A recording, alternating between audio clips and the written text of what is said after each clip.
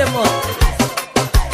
Vin din nou cu o piesă nouă și iară rup țara în două. Pentru Ciprian din Spania, de acolo din Sevilla, omul cu 1000 de fețe. Am avut și eu supărări mari ca orice om de pe pământ, dar Dumnezeu m-a ajutat și acum pot să râd. Am tras ca un nebun mereu, numai pentru familia mea, și n-am avut încredere în nimeni, că lumea este rea. Să se audă în tot poporul cine e învingătorul, cine aruncă cu banii, mereu ca Gigi Becali. Să se audă în tot poporul cine e învingătorul, cine aruncă cu banii, mereu ca Gigi Becali. Milioane, milioane au produs băiatul iară, milioane, milioane să bage dușmanii în boală. Nu vă uitați la mine și deloc nu vă convine, dacă vă dau mintea mea voi ia corpul razna.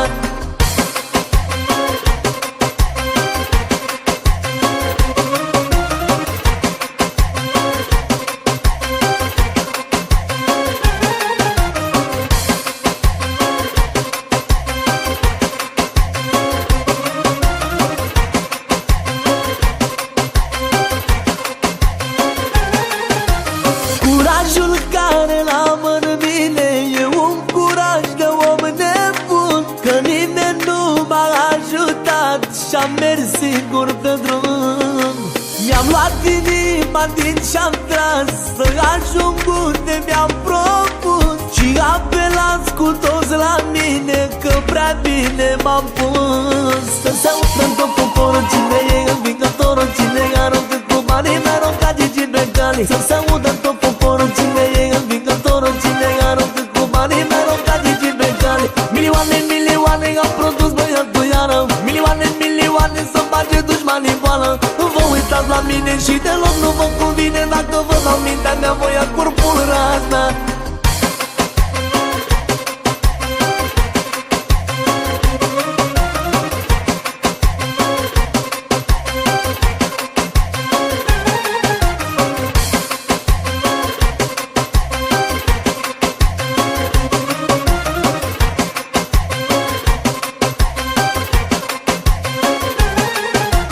Sunt sigur că dacă n-aveam bani, nimeni nu mă mai cunoștea, dar dacă am portofelul plin, mă iubește lumea.